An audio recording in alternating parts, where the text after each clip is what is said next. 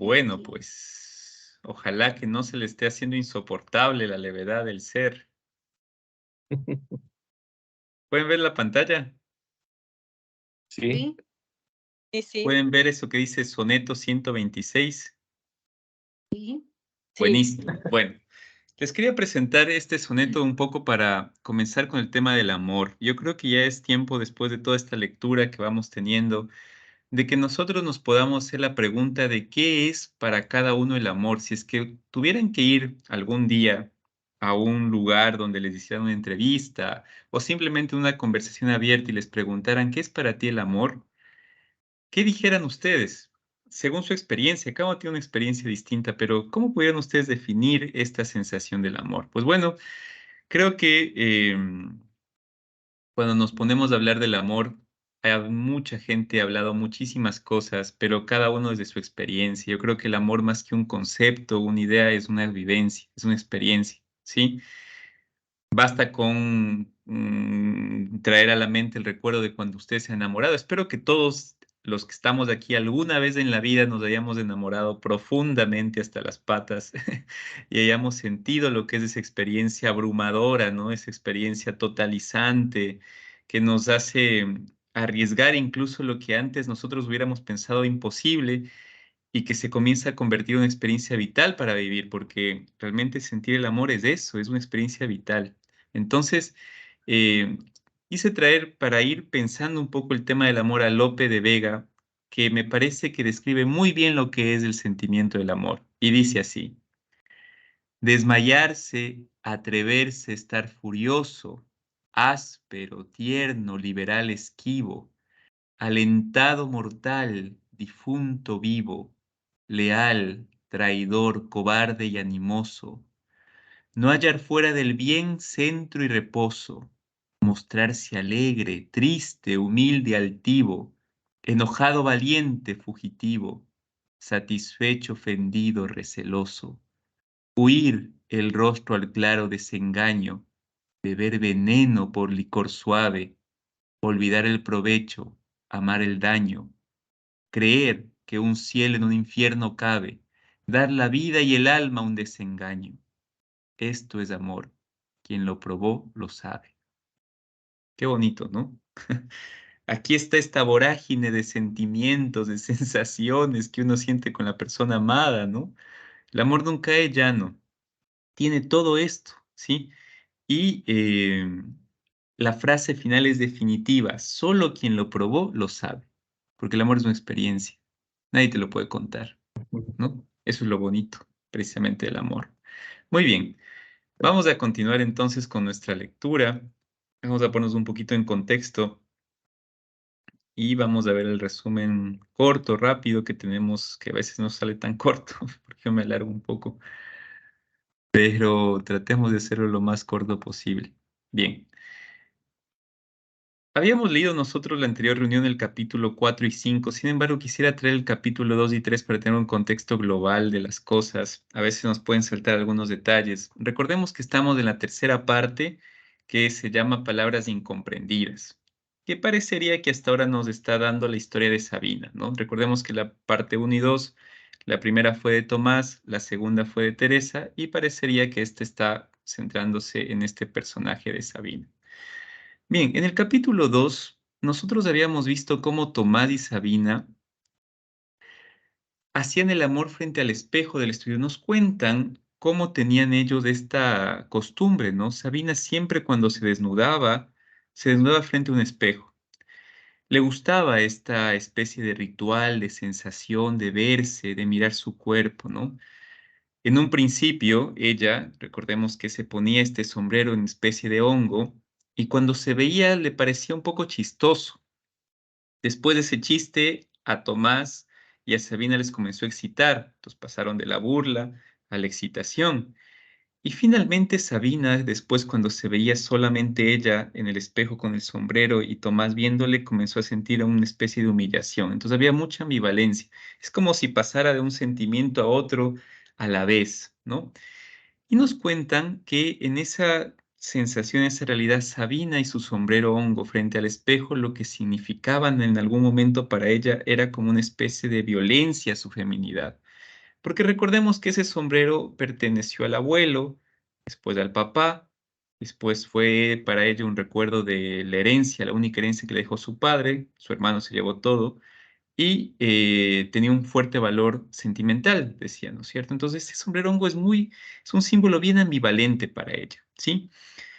Nos dice la narrativa que el sombrero hongo se convirtió en el motivo de la composición musical que es la vida de Sabina. Esto es muy decidor porque la composición musical está llena de matices, ¿sí? Nunca una composición es llana, ¿no? Podemos tener, por ejemplo, una composición, un bajo constante, un bajo continuo, pero siempre va a haber melodías, ritmos que van a estar como llevando esos sonidos por distintos momentos. Entonces, nunca es llano, ¿sí? Y el sombrero tiene eso, de nunca tener un significado llano. Entonces, el sombrero es plurisignificativo para Sabina, ¿sí? Por eso lo equipara al sombrero como el río de Heráclito, que todo el tiempo está cambiando, fluctuando. Y aquí les puse una palabrita interesante que es la semiosis pura, un concepto bastante rápido, no voy a ahondar en esto. Cuando uno estudia semiología, tiene a dos como autores principales, ¿no? Que es a Saussure y a Peirce, dos grandes pensadores de la semiología. Y traigo este tema porque va a ser importante el tema del símbolo y que nosotros pensemos nuestros símbolos. No sé si algún rato nos hemos tenido a pensar. Vamos a lo sencillo. Cuando nosotros hablamos de un signo en este caso lingüístico, siempre tenemos que tomar en cuenta dos cosas. Primero, que el significante, es decir, la palabra que nosotros hablamos o que escribimos, nunca se corresponde con el significado en el sentido estricto, es decir, es arbitrario, ¿sí? Nada, o sea, ¿qué tiene que ver la A, la R, la B, la L y la O con esta figura que yo tengo de árbol? Es decir, no tiene ninguna especie de sentido directo. O sea, la palabrita árbol no me refleja necesariamente a ese árbol concreto en particular, es decir, no hay una relación, como si la palabra mesa no me dice nada del objeto en particular, sino que todo tiene que ver con representaciones mentales, ¿sí? Si ustedes se dan cuenta, toda nuestra vida está llena de signos. Nos manejamos por signos. Esto que yo les estoy hablando es un signo de algo que en su mente se representa, pero no es en sí correspondencia. Bien, Saussure nos lleva a pasar a Peirce, que Peirce nos decía que cuando nosotros nos ponemos a hablar de signos hay como tres formas de fluctuar. Hay un objeto real, concreto, el árbol que está en su parque afuera. Hay un interpretante, que son ustedes, que se hacen la imagen de ese árbol. Y hay un representamen, que es el signo como tal, la palabrita árbol que tenemos en nuestra cabeza, ¿sí? Solamente quedemos con esa idea. Ustedes, cada uno de nosotros, tiene, se maneja en un mundo de signos todo el tiempo. El amor mismo es un signo. La palabra amor, lo que yo les digo como amor, para mí puede significar una cosa en mi representación mental, para Lavi puede ser otra cosa completamente distinta, para Alexis otra cosa, para Enrique otra cosa. Es decir, nuestro representamen depende del interpretante, ¿sí? Aunque el amor lo tengamos ahí. Entonces, ¿qué es lo que sucedía aquí? Cuando Sabine y Franz se unían, no se terminaban de comprender porque para lo que Sabina era algo, por lo que significaba el sombrero, lo que significaba el erotismo, lo que significaba el amor, para Franz era otra cosa completamente distinta, ¿no? Entonces, aquí había una relación muy interesante, porque mientras Tomás y Sabina sí intercambiaban el motivo del sombrero hongo, ambos se excitaban viendo el sombrero, ellos compartían una especie de interpretación de ese sombrero. Entre Franz y Sabina no pasaba eso, ¿sí? Y esto es importantísimo en una relación de amor, porque si las parejas no comparten símbolos en común, no se entienden, pues.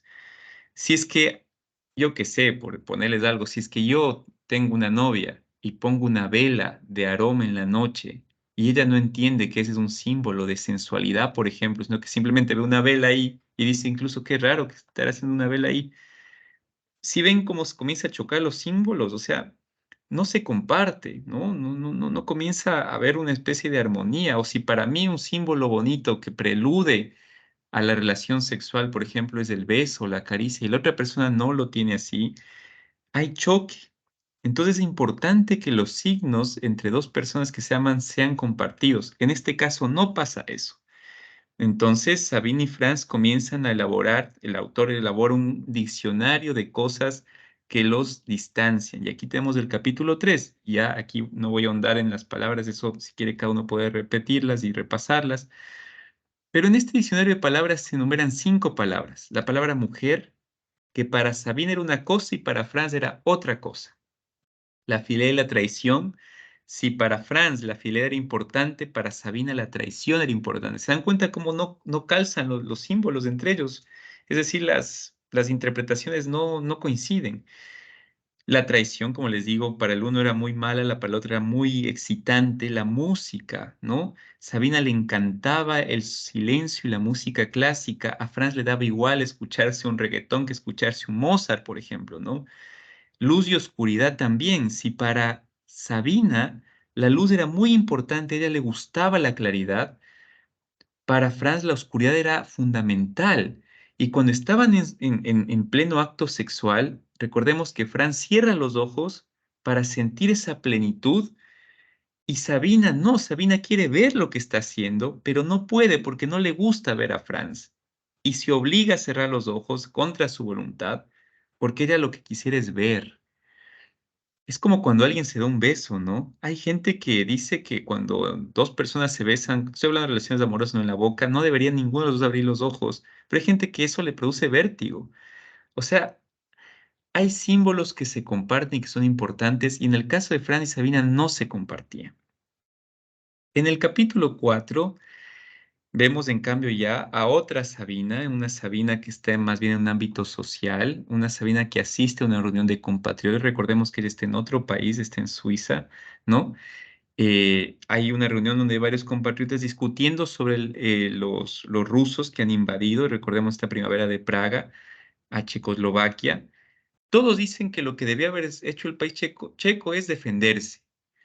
Pero claro, uno tiene mucha facilidad para hablar cuando está afuera, ¿no? Yo también puedo decir desde acá, desde Argentina, sí, es que los ecuatorianos deberían votar por tal persona o la inseguridad debería cambiar, o yo puedo hablar muchas cosas de lejos. Otra cosa es estar adentro, ¿no? Bueno, esto le sucede a Sabina. Todos están hablando de que debían defenderse y Sabina despotrica y dice, no debieron haber luchado, ¿no?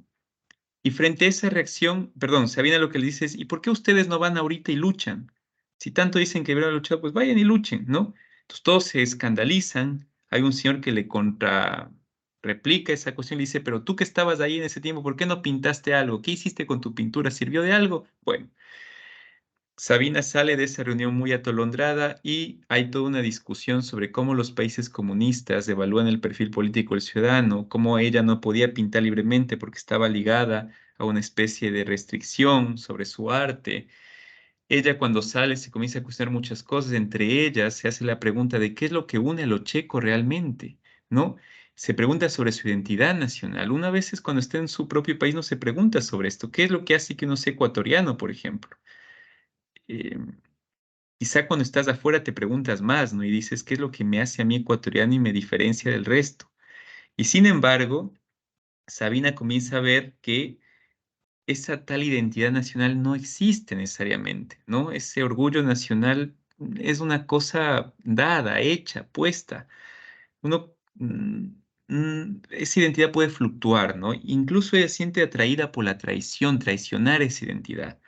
Recordemos que para Sabina era importante la traición. Ella sentía gusto, incluso cuando sale a esta reunión sale gustosa de haber dicho eso, de ver cómo es traicionado a su patria, ¿no? Claro que luego de eso le viene un vértigo horrible, ¿no? Porque tampoco quiere vivir en la traición y en esta ambivalencia se topa con Franz. Recordemos que quedó con Franz en ir de viaje a Palermo y en el tren le abraza a Franz y se siente como atraída muy fuertemente por él. Una aclaración, yo les había dicho en una reunión que Palermo era un pueblo de Sicilia, es un pueblo de Sicilia, pero después caí en la cuenta que el Palermo a los que se refieren en este texto no es el Palermo de Sicilia, sino es el Palermo de Oswego, que es de un estado de Nueva York. Si buscan Palermo, es un pueblo del condado de Oswego en el estado de Nueva York. Por eso es que viaja a Nueva York. Y continúa el diccionario en el capítulo 5 hablando de 4 temas: las manifestaciones, la belleza de Nueva York, la padre de Sabina y el cementerio. Y hasta ahí habíamos llegado. Muy bien, espero les sirva todo esto. No sé si queda alguna cuestión, alguna duda, alguna cosita por ahí suelta. Creo que no, ¿no? Muy bien, No, vamos a la lectura entonces.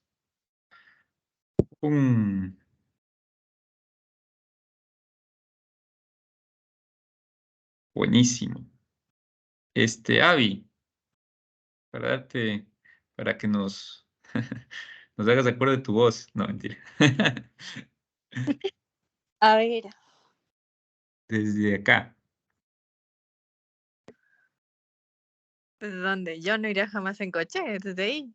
Sí, lo que pasa es que aquí en el libro digital se han saltado, aquí empieza el capítulo 6, solo que no lo han puesto y se han ido de largo. Entonces, justo aquí empieza el capítulo 6. Así que desde ahí arrancamos. Ya. Yo no iría jamás en coche. Les tengo pánico a los accidentes. Aunque uno no se mate, tiene que quedarle un trauma para toda la vida. Dijo el escultor y se cogió inconscientemente el dedo índice que por poco no había perdido hacía tiempo, mientras labraba una escultura en madera. Lo conservó de milagro. ¿Qué va? Rió Mary Cloud, que estaba en forma. Una vez tuve un accidente grave y fue estupendo. Lo mejor de todo fue el hospital. No podía dormir, así que leía sin parar de día y de noche. Todos la miraban con un asombro que a ella le producía un evidente placer. Franz sentía una sensación en la que se mezclaban el disgusto. Sabía que tras el mencionado accidente, su mujer se había quedado muy deprimida y no había parado de quejarse. Y una especie de admiración. Su capacidad para transformar todo lo que le pasaba era una muestra de su imponente vitalidad. Continuó.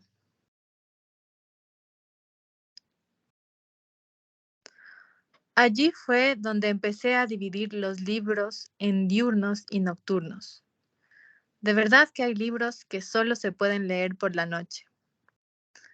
Todos manifestaban un asombro admirativo, menos el escultor que seguía apretando su dedo y tenía la cara llena de arrugas por el desagradable recuerdo.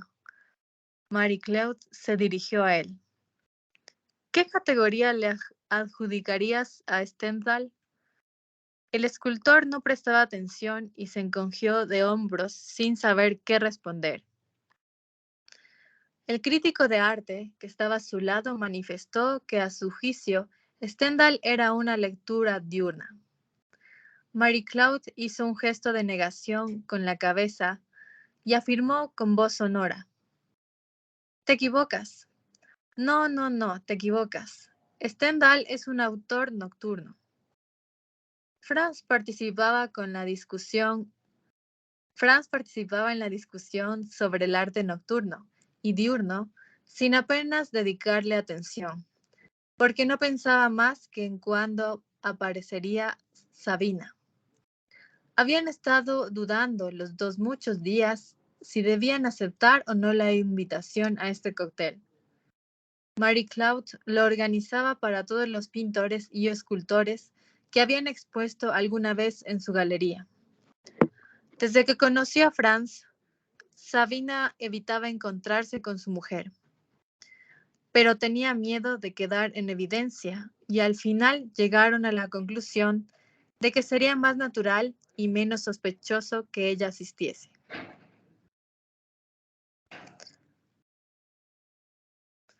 Miraba disimuladamente hacia la antesala y entonces se dio cuenta de que en el otro extremo de la sala resonaba constantemente la voz de su hija Marianne, que tenía 18 años. Abandonó el grupo dominado por su mujer para incorporarse al círculo dominado por su hija. Algunos estaban sentados en sillones, otros de pie. Marianne estaba sentada en el suelo. Franz estaba seguro de que Mary Cloud, al otro extremo del salón, Tampoco tardaría mucho en sentarse en la alfombra. Sentarse en el suelo en presencia de los huéspedes era en aquella época un gesto que significaba naturalidad, soltura, progresismo, amistosidad y espíritu parisino. Marianne se sentaba en todas partes en el suelo, con tal pasión que Franz temía con frecuencia que se sentase en el suelo en el estanco al que iba a comprar cigarrillos. ¿En qué, ¿En qué está trabajando ahora, Alan? Le preguntó Marianne al hombre a cuyos pies estaba sentada. Alan era una persona ingenua y honesta y quiso responder con sinceridad a la hija de la dueña de la galería. Empezó a explicarle su nuevo modo de pintar, que es una unión de fotografía y pintura al óleo. No había dicho más de 3 frases cuando Marianne empezó a silbar. El pintor hablaba despacio y concentrado, de manera que no oyó los silbidos.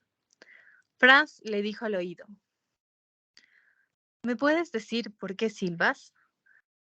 Porque no me gusta cuando hablan de política, respondió en voz alta.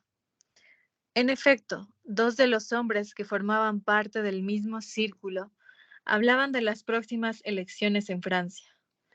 Marianne, que se sentía obligada a dirigir la diversión, les preguntó a los 2 si irían la semana próxima al teatro a ver la ópera de Rossini, que ponía en Ginebra una compañía italiana. Mientras tanto, el pintor Alan buscaba formulaciones cada vez más precisas para explicar su nuevo modo de pintar. Y Franz se avergonzaba de su hija. Para callarla, afirmó que se aburriría infinitamente en la ópera. Eres terrible.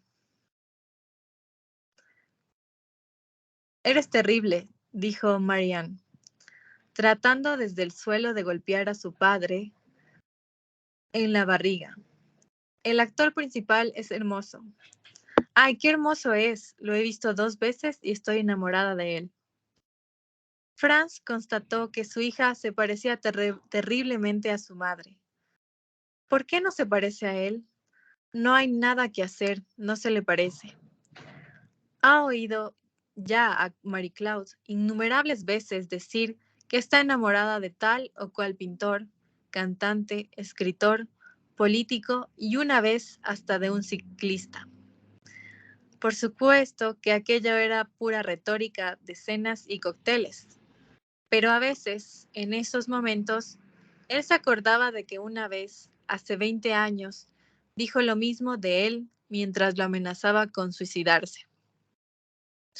En ese momento entró Sabina en el salón. Marie Claude la vio y fue a su encuentro. Su hija seguía hablando de Rossini, pero Franz solo prestaba atención a lo que se decían las 2 mujeres. Después de unas frases amistosas de bienvenida, Marie Claude cogió un colgante de cerámica que Sabina llevaba al cuello y dijo en voz muy alta: ¿Y esto qué es? Es muy feo. Aquella frase llamó la atención de Franz. No fue pronunciada con agresividad. Por el contrario, una sonora risa pretendía aclarar inmediatamente que el rechazo al colgante no cambiaba en nada la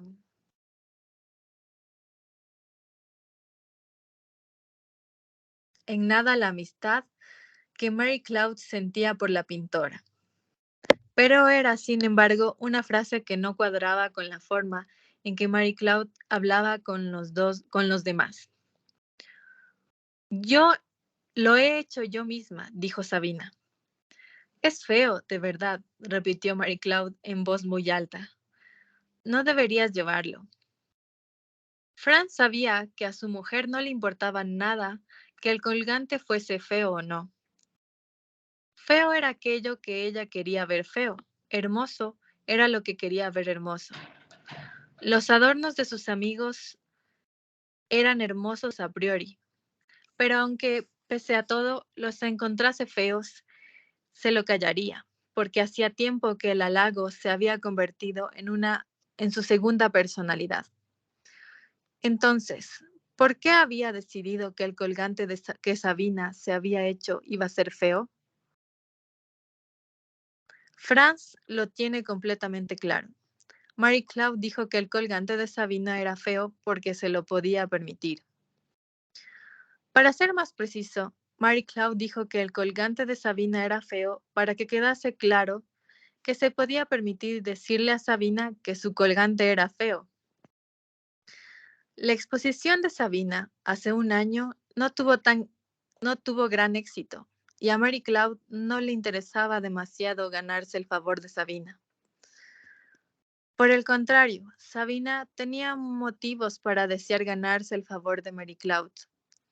Sin embargo, su actitud no daba esa impresión. Sí, Franz lo tenía completamente claro. Mary Cloud había aprovechado la oportunidad para poner de manifiesto ante Sabina y a los demás cuál era la verdadera relación de fuerzas. Gracias, David. Ok. Muy bien. Vamos al CAP 7. Mamá, ¿nos puede ayudar, porfis?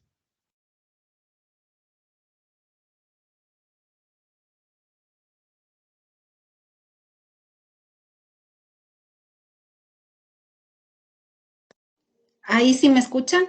Sí, ahí sí. Ya, un momentito, mijo, porque estoy aquí con esta es una pantalla media, estoy con otra máquina. Ahora sí. Pequeño diccionario de palabras incomprendidas, terminación. Iglesia antigua en Ámsterdam.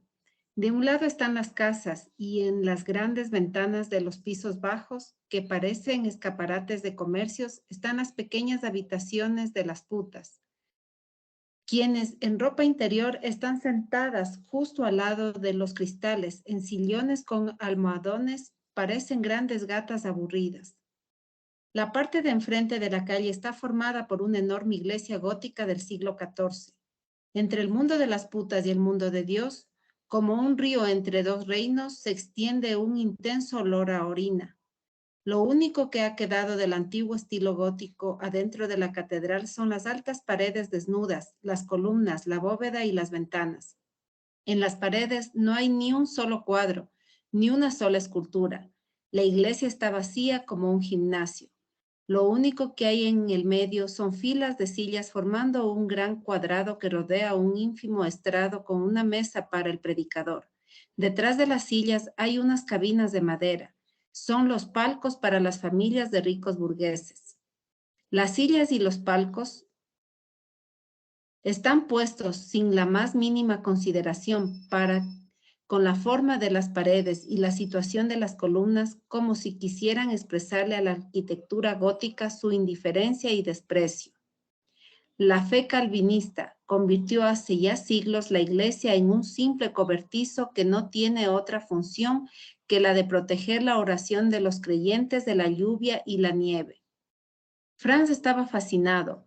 Por esa enorme sala había pasado la gran marcha de la historia. Sabina se acordó de cuando, tras el golpe de Estado de los comunistas, todos los palacios de Bohemia fueron nacionalizados y convertidos en escuelas de formación profesional, en asilos de ancianos, pero también en establos. Visitó uno de esos establos. En las paredes estucadas estaban empotrados los soportes de las argollas de hierro a las que estaban atadas las vacas que miraban como en sueños por las ventanas al parque del palacio con el que corrían las gallinas. Franz dijo: este vacío me fascina. La gente acumula altares, estatuas, cuadros, sillas, sillones, alfombras, libros, y después viene ese momento de alivio feliz en el que lo sacuden todo como migas de una mesa. ¿Te imaginas cómo sería esa escoba de Hércules que barrió esta iglesia? Sabina señaló uno de los palcos de madera. Los pobres tenían que estar de pie y los ricos tenían palcos, pero había algo que unían al banquero y al pobre: el odio a la belleza. ¿Qué es la belleza?, dijo Franz, y ante sus ojos apareció la inauguración de la exposición en la que tuvo que participar recientemente en compañía de su mujer. La infinita vanidad de los discursos y las palabras, la vanidad de la cultura, la vanidad del arte. Cuando ella trabajaba como estudiante en la obra de la juventud y tenía el alma envenenada por las alegres marchas que sonaban sin interrupción por los altavoces, cogió un domingo la motocicleta y se dirigió hacia las lejanas montañas. Se detuvo en un pueblecito perdido en medio de los montes. Apoyó la bicicleta en la pared de la iglesia y entró. Estaban oficiando la misa. En aquella época la religión estaba perseguida por el régimen y la mayor parte de la gente se mantenía alejada de la iglesia. Los únicos que estaban sentados en los bancos eran los viejos y las viejas, porque esos no le temían al régimen, solo le temían a la muerte. El sacerdote pronunciaba con voz cantarina una frase y la gente se repetía a coro. Eran letanías, las palabras siempre iguales, volvían como un peregrino que no puede despegar los ojos del paisaje o como un hombre que no es capaz de despedirse de la vida. Ella estaba sentada en el último banco, a ratos cerraba los ojos solo para oír la música de aquellas palabras y luego los volvía a abrir. Veía arriba la cúpula pintada de azul y sobre el azul unas grandes estrellas doradas. Estaba como encantada. Lo que repentinamente había encontrado en aquella iglesia no era a Dios, sino a la belleza. Sabía perfectamente que aquella iglesia y aquellas letanías no eran bellas en sí misma, sino precisamente en relación con la obra de la juventud, en la que pasaba sus días en medio del ruido de las canciones. La misa era bella porque se le había aparecido, repentina y secretamente, como un mundo traicionado. Desde entonces sabía que la belleza es un mundo traicionado. Solo podemos encontrarla cuando sus perseguidores la han dejado olvidada por error en algún sitio. La belleza está oculta tras los bastidores de la manifestación del 1 de mayo. Si la queremos encontrar, tenemos que rasgar el lienzo del decorado. Esta es la primera vez que me fascina una iglesia, dijo Franz. Lo que despertaba su entusiasmo no era ni el protestantismo ni el ascetismo, era otra cosa, algo muy personal, de lo que no se atrevía a hablar delante de Sabina. Le parecía oír una voz que lo exhortaba a coger la escoba de Hércules y barrer de su vida las inauguraciones de Mary Cloud, los cantantes de Mary Ann, los congresos y los simposios, los discursos vanos, las palabras vanas. El gran espacio vacío de la iglesia de Ámsterdam aparecía ante él como la imagen de su propia liberación. Gracias, mamá. Listo. Muy bien, ya intuimos que el diccionario... Y te oigo con eco. Ya intuimos que el diccionario es un poco el contraste entre Franz y Sabina, ¿no? Simplemente para remarcarlo. Pepe, no sé si estás por ahí, Pepín.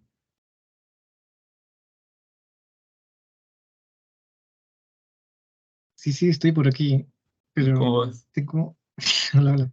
Aquí en mi casa hay una reunión y están por abajo haciendo bullying. De repente puede que Ah, se ya, no hay escuche problema. música o cosas así.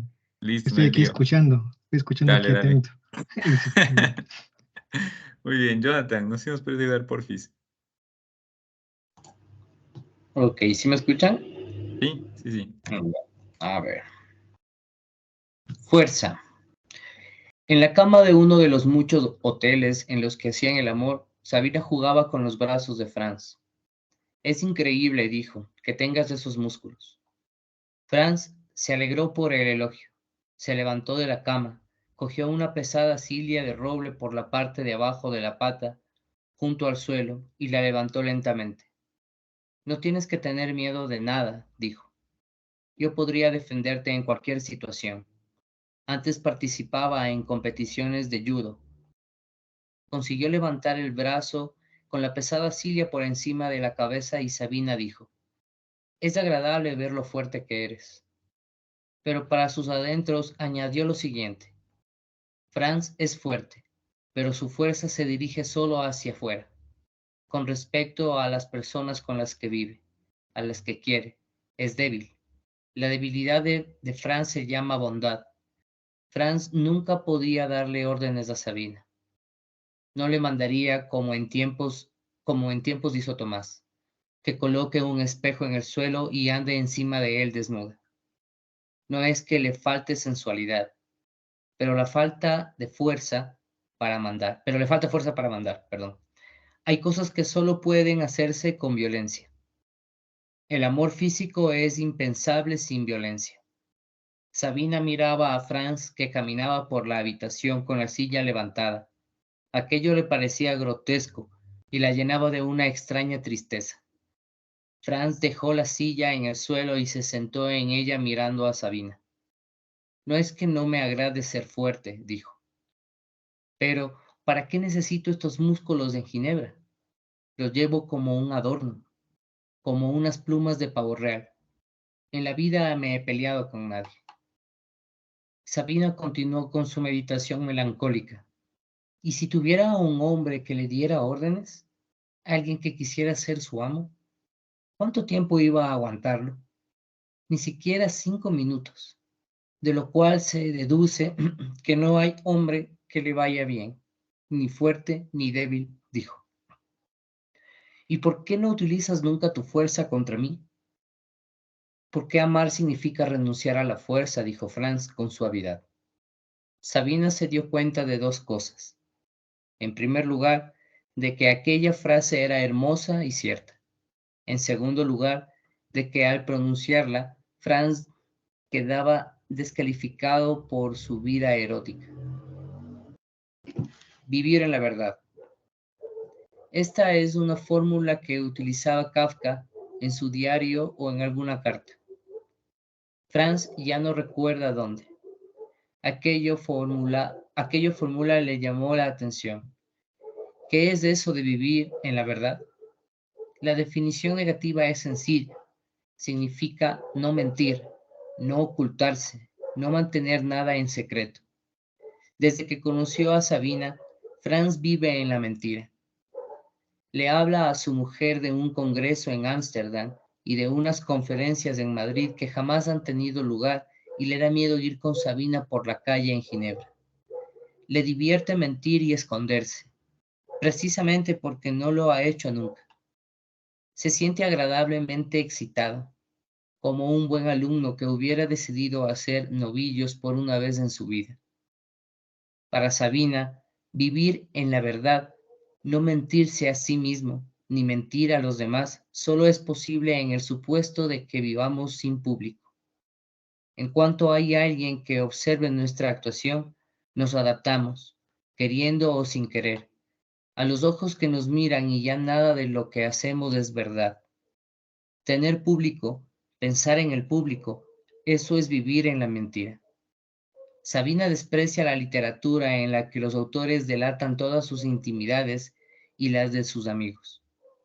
La persona que pierde su intimidad lo pierde todo, piensa Sabina. Y la persona que se priva de ella voluntariamente es un monstruo. Por eso Sabina no sufre por tener que ocultar su amor. Al contrario, solo así puede vivir en la verdad.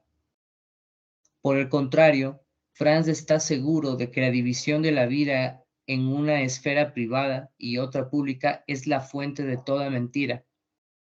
El hombre es de una manera en su intimidad y de otra en público. Vivir en la verdad significa para él suprimir la barrera entre lo privado y lo público. Le agrada citar la frase de André Breton acerca de la que gustaría vivir: en una casa de cristal, en la que nada sea secreto y en la que todos puedan verlo. Cuando oyó a su mujer decirle a Sabina, «Qué feo es ese colgante», comprendió que ya no podía seguir viviendo en la mentira. En aquel momento debía haber salido en defensa de Sabina. Si no lo hizo fue porque tenía miedo de poner en evidencia su amor secreto. Al día siguiente del cóctel iría con Sabina a pasar 2 días a Roma. Seguía resonando en sus oídos la frase «qué feo es ese colgante», y veía a su mujer de una manera distinta a como la había visto durante toda su vida. Su agresividad, invulnerable, ruidosa y temperamental, lo liberaba del peso de la bondad que había cargado pacientemente durante 23 años de matrimonio. Se acordó del enorme espacio interior de la iglesia de Ámsterdam y volvió a sentir dentro de sí el extraño, ininteligible entusiasmo que en él despertaba aquel vacío. Estaba haciendo la maleta cuando entró Marie Claude a buscarlo a la habitación. Empezó a hablarle de los invitados del día anterior, elogiando enérgicamente algunas opiniones que había oído de ellos y condenando sarcásticamente otras. Franz la miró largamente y luego dijo: «No hay ninguna conferencia en Roma». No entendía. «¿Y entonces a qué vas?», dijo. «Hace ya 9 meses que tengo una amante. No quiero que nos veamos en Ginebra. Por eso viajo tanto. He pensado que debías saberlo». Después de pronunciar las primeras palabras, se asustó. El coraje que tenía al comienzo lo abandonó. Apartó la vista para no ver en la cama de Marie Claude la desesperación que suponía que le iba a causar con sus palabras. Tras una pequeña pausa, se oyó: «Sí, yo también opino que debía saberlo». La voz sonaba firme y Franz levantó la vista. Marie Claude no se había derrumbado. Seguía pareciéndose a aquella mujer que ayer había dicho con voz chillona: «Qué feo es ese colgante». Siguió: «Y ya que eres tan valiente para comunicarme que hace 9 meses que me engañas, ¿podrías decirme con quién?». Él siempre había pensado que no debía hacerle daño a Marie Claude, que tenía que valorar a la mujer que había en ella. Pero ¿a dónde había ido a parar aquella mujer que había en Marie Claude? Dicho de otro modo, ¿a dónde había ido a parar la imagen de su madre que él relacionaba con su mujer? La madre, su triste y traicionada mamá, que llevaba en cada pie un zapato diferente, se había ido de Marie Claude, y quién sabe si ni siquiera se había ido, porque nunca había estado en ella. Se dio cuenta de aquello con repentino odio. «No tengo ningún motivo para ocultártelo», dijo. Aunque no la había herido la noticia de que le era infiel, no dudaba de que la heriría la noticia de quién era su rival. Por eso le habló de Sabina sin dejar de mirarla a la cara. Poco después se reunió con Sabina en el aeropuerto. El avión levantó el vuelo y él se sentía cada vez más liviano. Pensaba en que después de 9 meses por fin vivía en la verdad. Gracias, Jonathan. Muy bien, nos quedamos acá. Bueno, damos 7, así que no va a hacer falta que nos vayamos a salas. Estás con eco, mamá. Ay, perdón. Así que quizá, sí, o sea, cuando nosotros hablamos se nos oye eco. Entonces, cuando vayas a hablar, prendes y apagas el micro, nada más, para no oírnos de ecos. Muy bien, bueno, ¿cómo vamos? Como les digo, como estamos poquitos, no hace falta irnos a salas, comentemos nada más qué nos va pareciendo la lectura, cómo la vamos viendo. Ya estamos a punto de llegar a la mitad del libro y terminar con la parte de Sabina, así que bueno, ¿cómo va esta parte?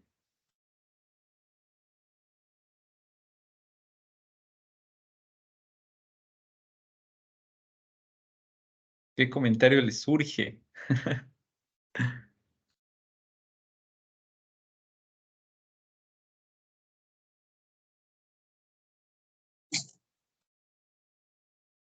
Bueno, eh, varias anotaciones, la verdad.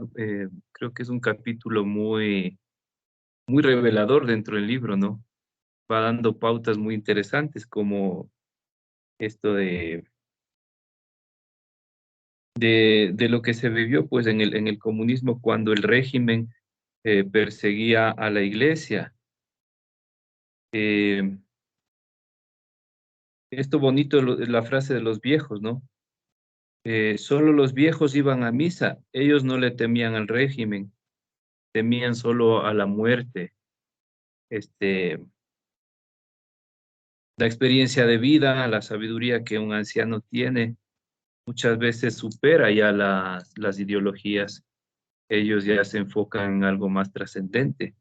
Lo único que les preocupa a veces es la muerte porque no saben con quién dejar a sus hijos, quién va a cuidar de sus nietos, ¿no? Pero por ellos quizá ya no ven, se han despojado de mucho.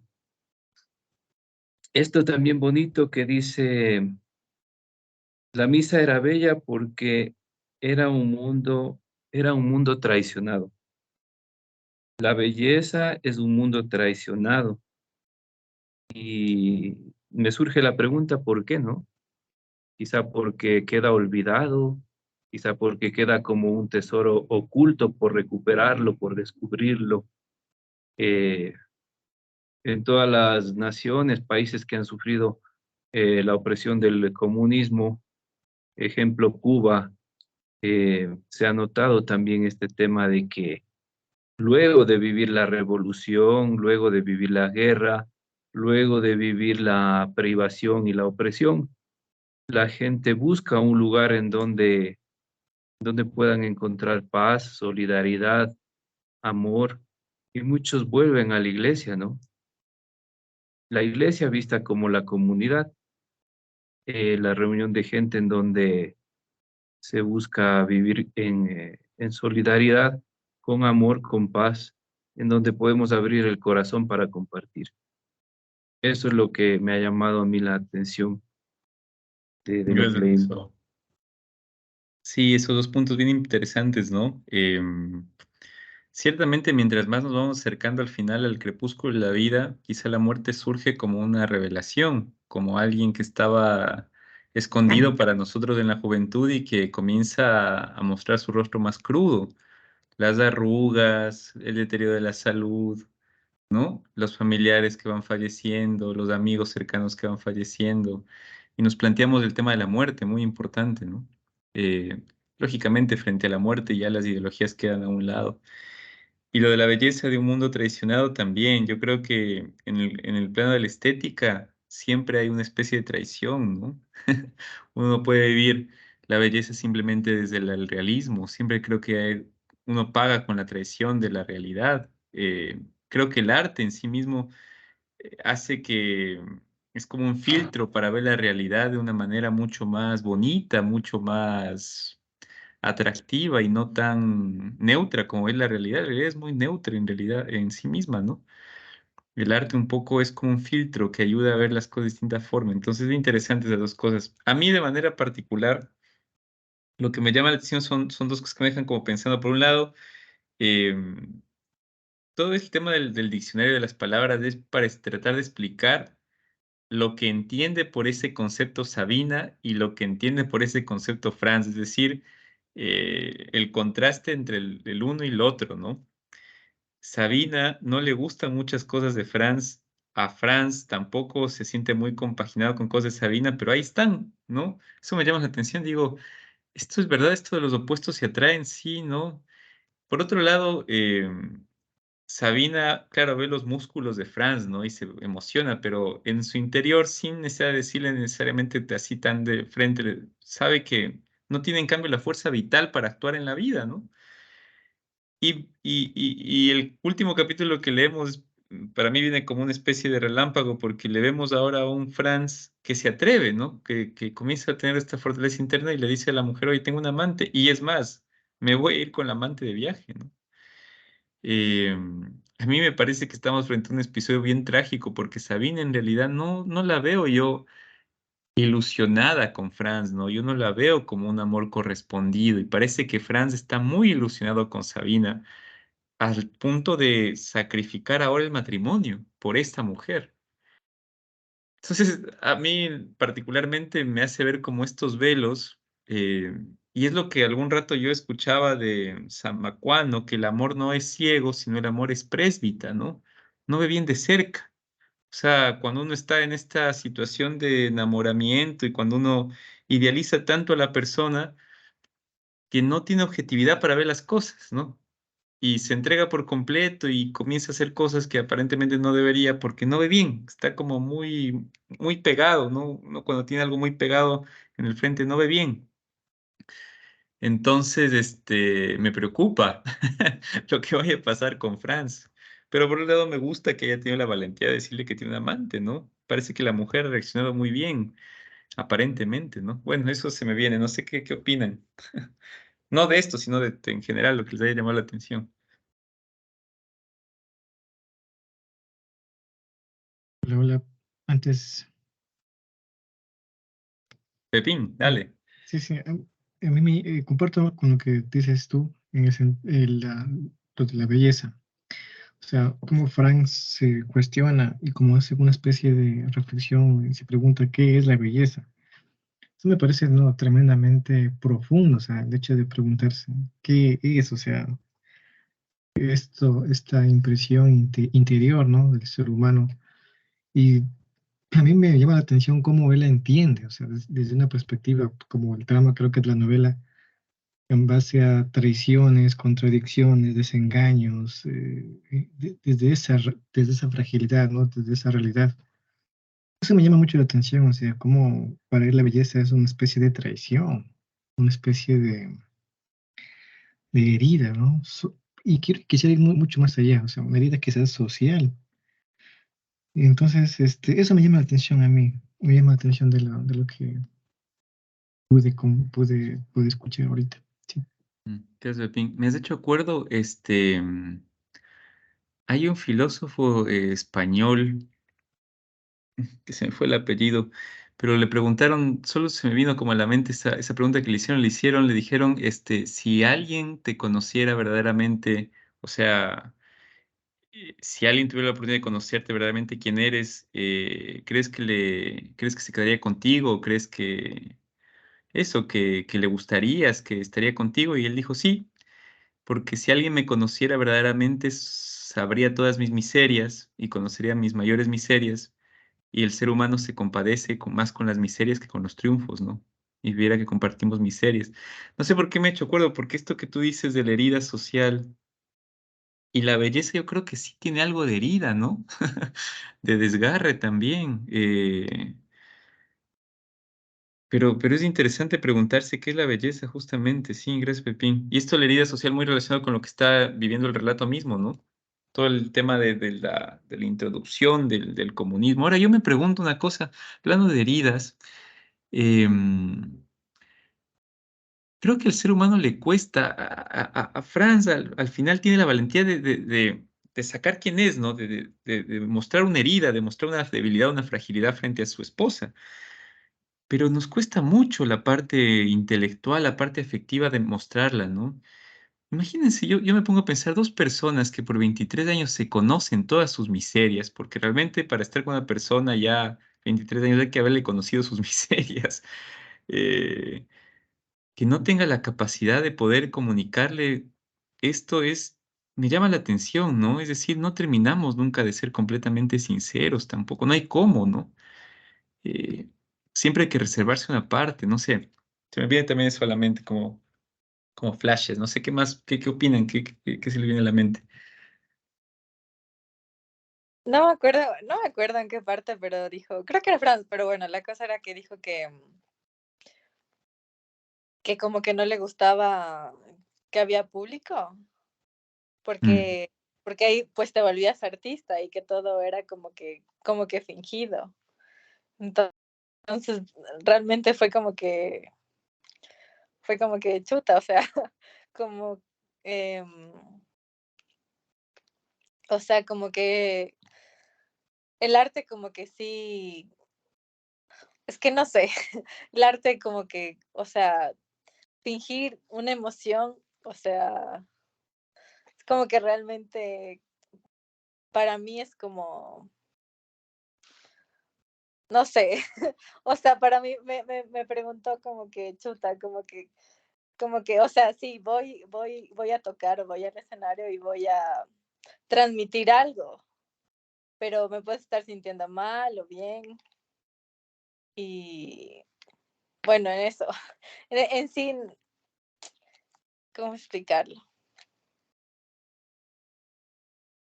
Como que nadie va a ser completamente verdaderos, algo así, no sé, como tú dijiste. O digo, o yo también como que, o sea, ¿quién soy realmente? O quién soy cuando no estoy en el escenario, ¿no? Sí. Qué pregunta más interesante, Abby, porque en realidad lo que algún rato habíamos comentado en alguna sala es, miremos un día al espejo y preguntémonos quién es esa persona que estoy viendo al frente, ¿no? Em, Porque quizás seamos multitud, como decía Whitman, posiblemente seamos muchas cosas adentro, eh, pero siempre hay algo de identidad también. Ahora, es verdad que asumimos máscaras en la vida, ¿no? Yo creo que cuando uno se sube a un escenario, bueno, yo no soy artista, pero tú sí, Abby, yo no sé, quizás sí uno asume máscara, ¿no? Incluso el tema de la persona viene de personaje, ¿no? De asumir un personaje en la vida. Cada uno yo creo que asume un personaje en la vida y actúa en ese teatro que es la vida, ¿no? Cada uno tiene un personaje, cumple una función. Mamá, Ya, y bueno, ojalá, Jonathan, perdón. sí, Sí, ojalá sí. no se escuche el eco, ¿no? Pero, bueno, a mí me llamaba la atención las definiciones, ¿no? Que dan, una de esas definiciones es acerca de la fuerza, ¿no? Entonces, claro, es lo que tú decías, que a Sabina le llama la atención los músculos que tiene Franz. Y Franz también dice, o sea, tengo estos músculos, pero son como adorno, decía, porque nunca he pegado ni siquiera a nadie, o sea, y claro, esa es la fuerza física en definitiva, pero también yo creo que la fuerza va más allá, ¿no? De algo físico, es la fuerza que tú tengas para, una fuerza interior, me imagino, una fuerza como para afrontar las dificultades y todo eso, ¿no? Entonces, eso es lo que, por ejemplo, no veía Sabine en France, ¿no? Le creía más bien, a pesar de todos los músculos, una persona débil, débil y lo peor de todo es que le decía que es débil por, ¿cuál es la debilidad de France? Es la bondad que tiene. Entonces, le asumí así como que la bondad es una debilidad, ¿no? Yo la verdad estoy como en desacuerdo, ¿no? Porque eso también puede ser una fortaleza para mí. Y alguien que se apiade, alguien que sea suave, no es una persona débil. Y creo que eso demostró Franz cuando se atrevió, ¿no? A hablar con su esposa a la final. O sea, estamos hablando de dos fuerzas, ¿no? Una física y otra que es interior. Y por otro lado, también hablan de la verdad. ¿Qué es la verdad? Dice, es lo opuesto a la mentira. Entonces aquí hay dos situaciones en una cosa es lo que piensa Sabina, ¿no? Con respecto a la verdad y otra cosa es lo que piensa Franz. A mí me llamó la atención lo que piensa Franz realmente. O sea, es esa parte o esa línea fina que puede haber entre lo público y lo privado, es lo que decía él, ¿no? Entonces decía, ¿cómo sería? Para él la verdad era como vivir en una casa de cristal, donde todos te puedan ver lo que haces. Esa es la verdadera, esa es la verdad, eso es no ser falso. Entonces él como que se cansó ya de vivir en esa situación falsa. Incluso él tenía, creo que en su mente, el momento en que entra Sabina a la reunión de pintores, y la mujer le critica por el colgante, ¿no? Entonces él dice, yo tenía que haberle defendido, pero me daba miedo, o sea, miedo a mostrarse, a mostrar un amor escondido que tenía. Entonces, eso para él le pesaba. Yo siento que le pesaba, le causaba como cargo de conciencia, decir, yo tenía que haber hecho algo y no lo hice. Entonces, es como que eso y eso le carcomía, no vivir en la verdad. Y a la final le terminó diciendo a Mary Cloud, ¿no? Que tiene su amante por 9 meses.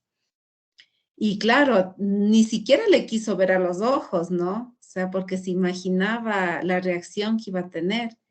Y en realidad no fue así. O sea, y ahí también digo, creo que como tú decías, vivimos tantos años y a veces no nos conocemos.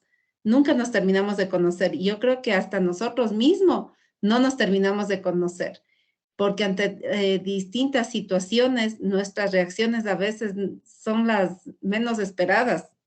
A veces no sabemos cómo vamos a reaccionar, ¿no? Cuando nos den una noticia como esa. Y bueno, ya pues yo también creo que por un lado bien, bien porque fue valiente en este sentido, ¿no? Ujú. Creo que Sabina no le ama a Franz, así que por otro lado se va a quedar el pobre, ya, tendrá que asumir las consecuencias O sea, por las puras. No, por mentira. las puras, pero está bien, está bien, está bien porque fue valiente a la final, es que a lo mejor ya vivió situaciones con su esposa que ya pues, o sea, cayó en la rutina, yo qué sé, tantas situaciones, ¿no? Y ya está bien, si lo tenía que decir, lo dijo. No, gracias, mamá. La verdad que has hecho un recorrido de Franz bien interesante y solo agregar a eso que al final, ahí es cuando se eco, cuando otros hablan. No se puede apagar tu micro, Jocas, cuando... exacto. Solamente agregar que al final recordemos que sí se siente liviano, ¿no? Siente como se le fue el peso. Y entonces no es necesariamente lo pesado una condición que nos mantenga atados, ¿no? Ni lo pesado sea positivo y lo liviano negativo, ¿no? Ni viceversa, ni lo liviano lo superficial negativo y así. Entonces, solo como para agregar todo esto, ¿no? Al final siente liviandad él, o sea, se siente más aligerado, precisamente para, no sé, para vivir, ¿no? Es interesante. Jonathan y Ricky. Sí, justamente yo me hizo acuerdo, Avi, cuando habló de esto del público, ¿no? Sí se relacionaba con la parte final, de vivir en la verdad. A mí me llama, no sé si algo está mal aquí o qué pasó. Dice, esta es una fórmula que utiliza Kafka. Mm. O sea, Franz, nunca nos habla del apellido, pero Franz es Franz Kafka. Porque No, aquí habla de eso. Ahora, dice que para Franz, esta fórmula que Kafka utilizaba en sus diarios o incluso en una carta, era sobre vivir, en la ¿qué verdad. es vivir en la verdad? Entonces, claro, él literal no significa no mentir, no ocultarse. A mí me llama la atención la parte de Sabina, porque para ella dice que vivir en la verdad solamente se lograría si, si no hubiera público, ¿no?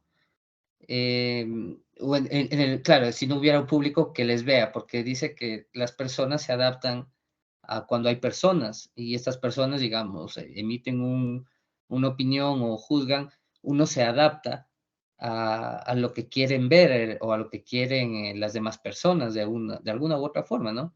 Entonces, por un lado me llama la atención porque literalmente si lo llevamos a otro punto, a esta idea de ver el tema de la verdad de parte de Sabina, eh, quizás sí, las personas nos adaptamos y queremos, en el fondo, tal vez em, ser aceptados o de alguna u otra forma, ¿no? Tal vez si no hubiera público, fuéramos en realidad como somos, ¿no?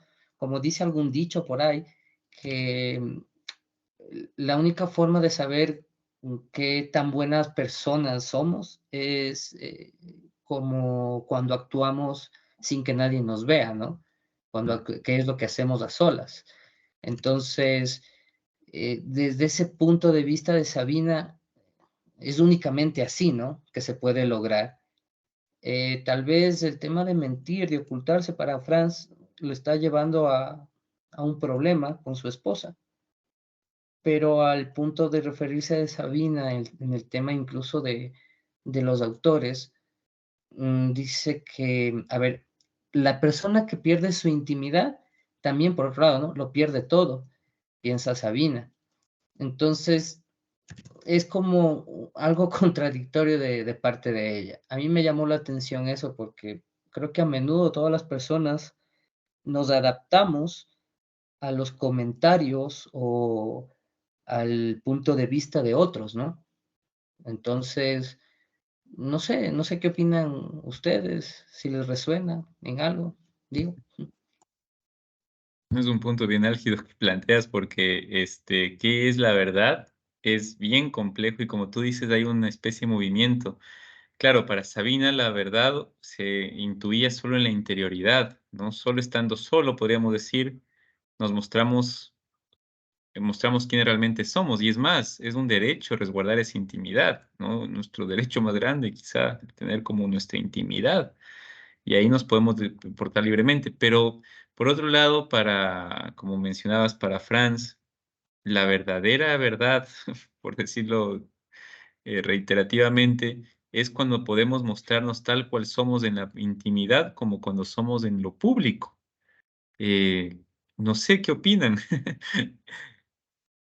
¿Qué para ustedes es la verdad? O sea, ¿qué tiene que haber? Yo creo que a veces podríamos nosotros decir que es una hipocresía, por ejemplo, a veces podríamos llamar hipócrita a la gente que es de una manera cuando está en un sitio más cerrado que cuando está en un sitio más público, pero por otro lado también lo llamamos cortesía o lo llamamos como formalidad, por otro lado lo privado no se toca, son líneas muy finas, ¿no? Y lo que me llama la atención es que no, entre Franz y Sabina no hay correspondencia.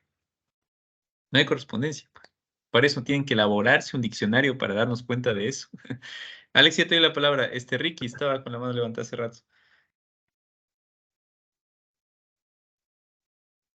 Hola, hola. Sí, ya. Em, Antes de eso quería yo mencionar algo sobre el carácter. El carácter de cada persona se va formando de acuerdo a las circunstancias y al medio donde se desarrolló, ¿no es cierto? El carácter de una persona siempre va de la mano con tus vivencias. Eh, de acuerdo a lo que tú hayas vivido, am, por decirte un ejemplo, si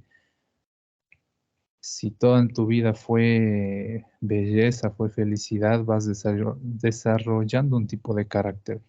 Y cuando tú tienes que vivir varias circunstancias fuertes o intensas en tu vida, también se va desarrollando otro tipo de carácter. Entonces, de acuerdo a lo que Avi mencionaba, también Eli, las personas van actuando de una forma o de otra, de acuerdo a cómo se haya desarrollado en su vida, cómo fue creciendo, cómo fueron sus vivencias. Creo que todas las personas tenemos algo oculto, ¿no? Siempre utilizan en términos, claro, en términos extranjeros, el masking, dicen, que es ocultarse o fingir que están bien cuando en realidad le está pasando mal. Tener una postura ante el público y tener otra postura, qué sé yo, con tu familia o con tu pareja. En la intimidad siempre tú vas a ver que actúas de la forma en la que verdaderamente eres. Siempre, como dice también, decía Jonathan, creo, sí, Jonathan, que decía que cuando estamos solos es cuando más real actuamos, cómo nos mostramos ante nosotros mismos. Esa es la verdadera persona que tú estás viendo y enfrentando día con día, ¿no? Em, También pienso que el arte es una manera muy pura de expresarte. El arte siempre te va a hacer despojarte de esos miedos o despojarte de esas mentiras que tú llevas. El arte es expresión, la expresión siempre, siempre te lleva a mostrarte cómo sientes, cómo vives o cómo eres. Pero claro, los que ven tu arte, los que escuchan o los que admiran tu arte no van a entender el 100% todo lo que está ahí plasmado, ¿no? Como decía Avi, si te paras en un escenario, puede que estés ese día con un sufrimiento tremendo y vas a interpretar tu música de una forma diferente a cómo la vas a interpretar cuando hayas estado, qué sé yo, con alguna alegría, alguna felicidad en tu corazón, la vas a interpretar de otra manera. Pero siempre yo creo que el artista debería o debe transmitir ese sentimiento al público y si logra conectar con el público de esa manera, es un 100% real, pienso yo.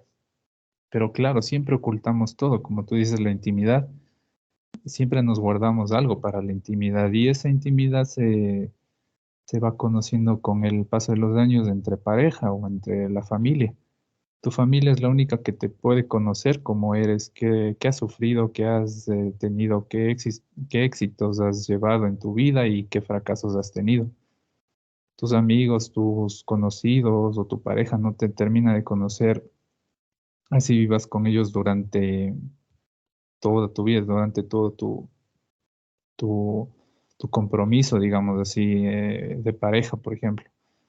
Siempre, siempre han dicho y siempre yo también he pensado que no se termina de conocer a una persona, pero las circunstancias te llevan a revelar parte de tu personalidad, parte de la persona que eres. Cuando, cuando pasan cosas graves o cuando pasan cosas emocionantes o felices, ahí es cuando pasas a mostrarte un poco de la persona que eres. Digo un poco porque no 100%, ¿no? Entonces, cada persona siempre tiene algo oculto, sea bueno o sea malo. Siempre hay que también mantener esa intimidad como se mencionaba, ¿no? Con Franz también. Pero yo creo que también lo que él logró hacer con su pareja, revelar lo que él tenía escondido, su secreto, era porque le estaba pesando, porque simplemente hay un punto en que tú ya no soportas más llevar ese peso y, y revelarte así ante tu pareja es un alivio, es un alivio porque si tú llevas algo escondido o algo que no quieres mencionar al público o solo quieres revelarlo a tu pareja, te quitas un peso de encima. Sea que vaya a actuar bien o sea que vaya a actuar mal, sea que lo tome positivamente o negativamente, o sea que te vaya a ir bien o que te vaya a ir peor.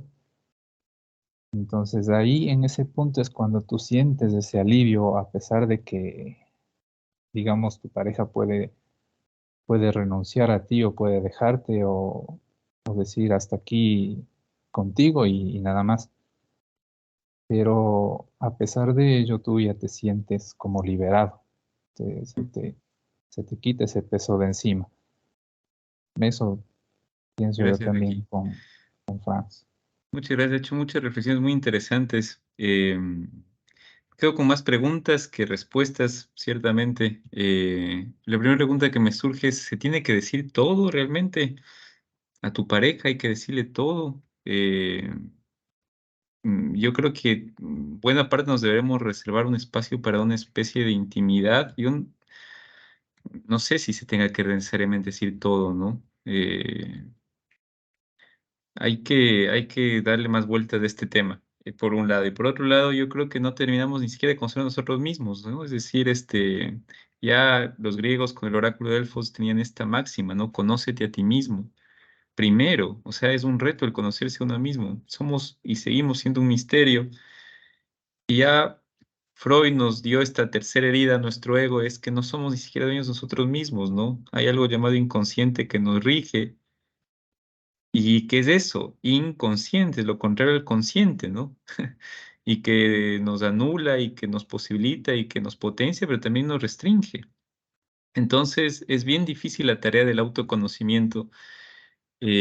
¿Cómo podemos pedirle a otra persona que sea completamente sincera si a veces ni siquiera la otra persona es sincera con uno mismo? Y eso nos podemos plantear todo el tiempo. A veces nos cuesta muchísimo ser sinceros con nosotros mismos, muchísimo, ¿no? Sincerarnos con nosotros mismos es complicadísimo. Con otra persona, vaya que es titánico a veces, ¿no? Y no estoy hablando de mentir, sino de eso, de sincerar, de sacar el cincel, ¿no? Y Alexao, y de ahí Avi, y creo que ahí vamos cerrando ya, para que nos vamos a ir hasta muy noche. Eh, Disculpen que les robo unos par de minutos más. Realmente estoy muy conmovido con esta lectura. Compartir es lo que voy sintiendo y lo que puedo clarificar, ¿no? Hace tiempo que estoy con mucha sed y hambre de verdad, de belleza, de bondad en mi vida cotidiana y que no puedo saciar. Pero al estar aquí en el Junco empiezo a tomar esos bocados de agua, ¿no? Empiezo a saciar esa sed. Y hoy ha sido una noche especial. Eh, He anotado algunas cosas, pero lo más relevante, recuerdo una de las frases de un maestro que tuve, Edil Calero, me acuerdo, eh, que decía, la fidelidad se prueba en la ausencia. La fidelidad se prueba en la ausencia. Creo que esta frase es un acto de bondad y eso es un acto que acerca a la verdad, al amor total, ¿no? Cuando yo digo el amor total, creo que estoy hablando de Dios, una verdad, una belleza, un acto de bondad que te acerca a Él. Y esa fórmula que se estudia en la comedia, ¿no? El dolce stil novo, la belleza más la bondad que nos acerca a Dios, que nos lleva hacia Dios. Y yo creo que ahí está la verdad. Conocerse a uno mismo es complicado, pero para conocerse bien a uno mismo creo que hay que conocerle al otro también, ¿no? La otredad o esto del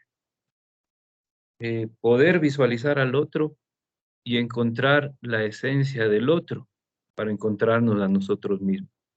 Porque claro, tomaría una vida entera y mucho más para conocer a alguien o conocernos a nosotros mismos. Pero creo que la clave está en encontrar la esencia de cada ser humano, que va a ser la misma.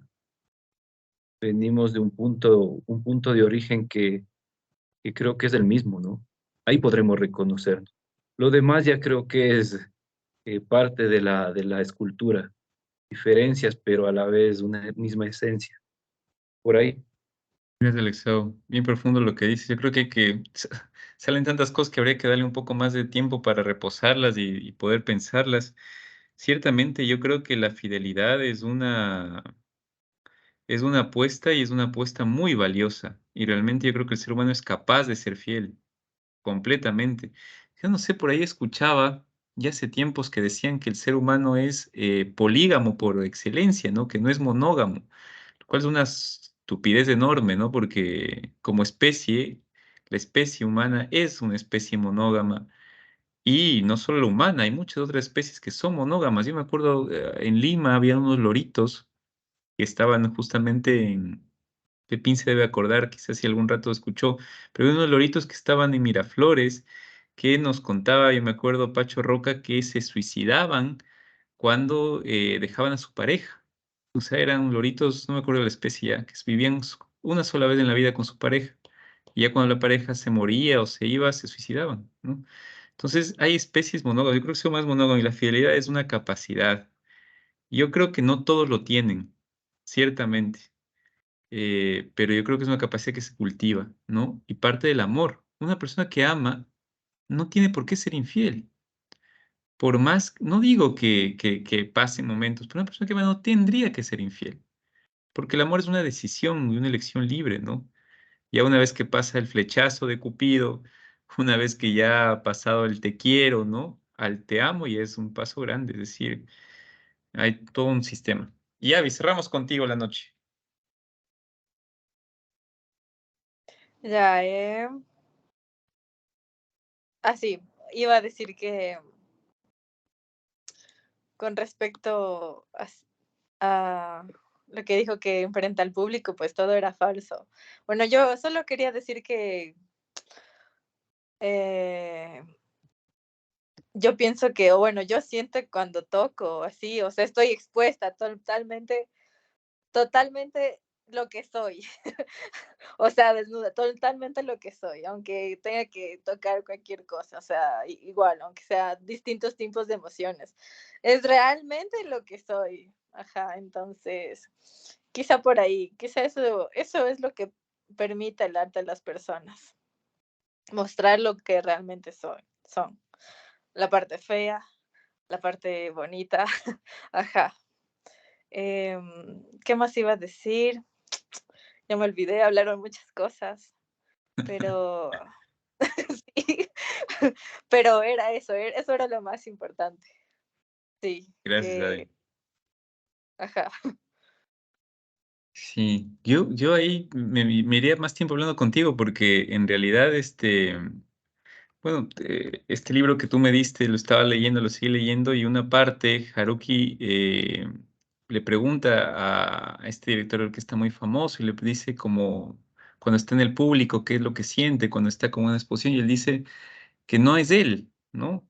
Que es otro, que es la música, el artista, el compositor, el que está tomando ahora sus sentimientos, sus emociones, su modo, y que se siente completamente otro, despojado de sí mismo, ¿no? Y se vuelve una otredad completa, se vuelve un otro.